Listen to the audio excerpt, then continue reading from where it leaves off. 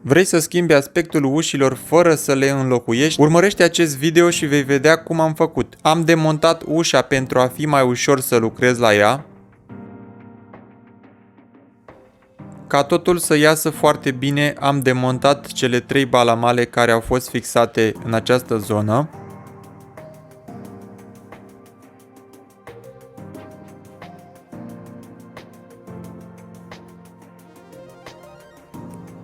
Aici se afla încuietoarea și cleanța, le-am demontat și pe acestea. Primul lucru pe care trebuie să-l fac este să curăț foarte bine suprafața ușii cu un detergent.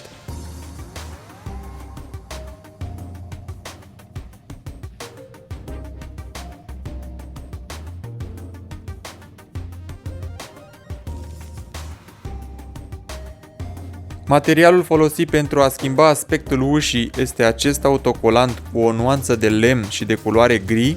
Întreabă-mă în comentarii dacă vrei să afli de unde îl poți cumpăra. Există și alte nuanțe pe placul fiecăruia.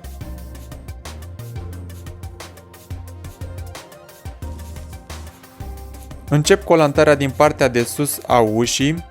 Trebuie să pornesc cu autocolandul lăsând aceeași distanță în stânga și în dreapta a ușii pentru a nu avea surprize când ajung în partea de jos.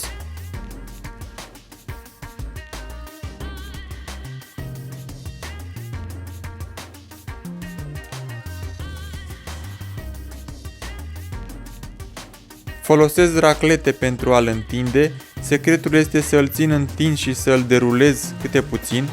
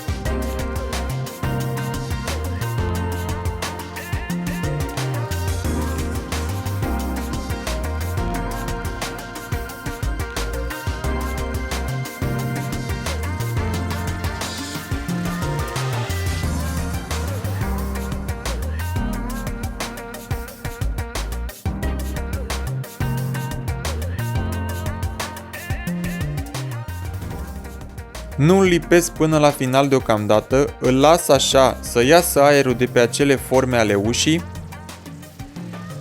Înțep și cu acul să iasă aerul mai ușor atunci când îl voi încălzi.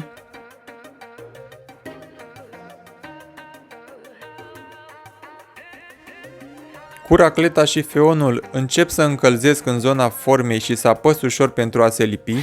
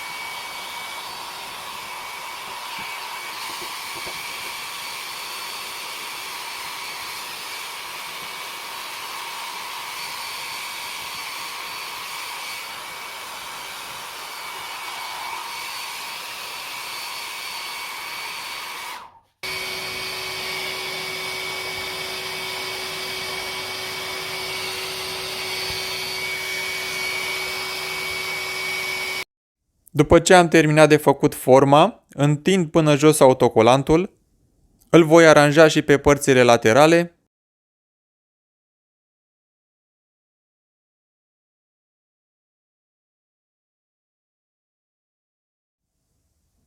Acesta este rezultatul primei părți.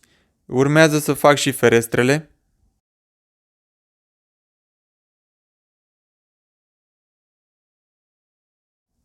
Voi încălzi și aici cu feonul pentru a se întinde autocolantul pe forma ferestrei.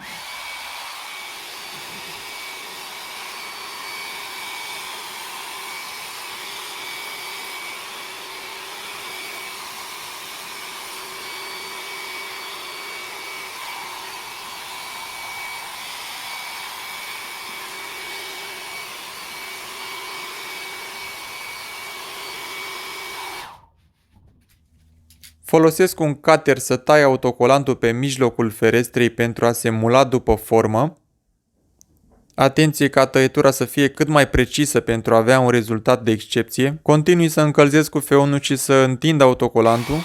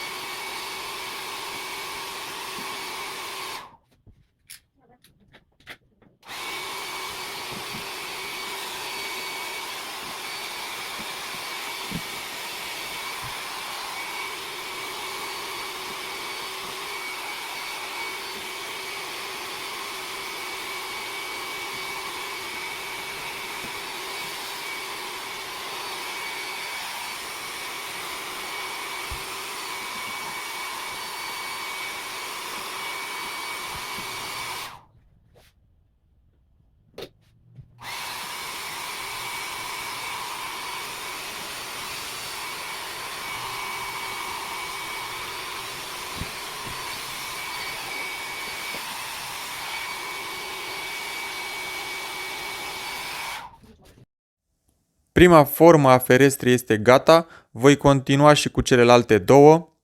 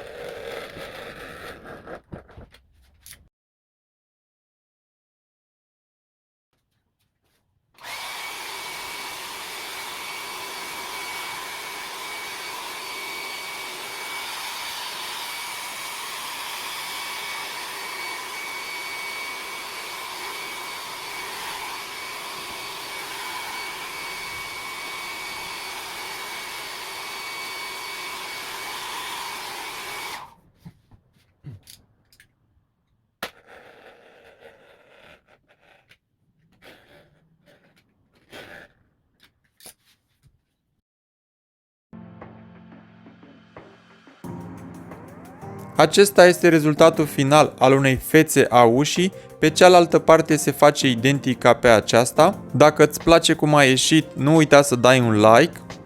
Voi merge să fac și tocul ușii.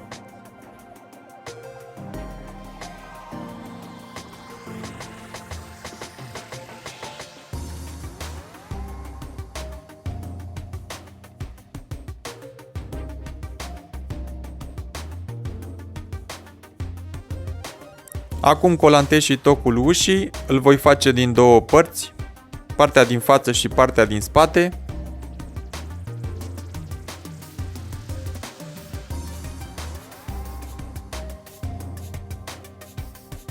După ce am terminat de colantat tocul, am lipit și această bandă autoadezivă de etanșare, așa cum se vede. Am montat ușa și acesta este rezultatul. Una dintre ele am făcut-o mai înainte. Ce părere ai? Ți-a plăcut? Dă-i un like și abonează-te la acest canal dacă ești nou. Mă poți întreba în comentarii dacă ai vreo întrebare legată de acest video. Eu îți mulțumesc pentru atenție și ne auzim la un alt video de pe acest canal de YouTube. Numai bine!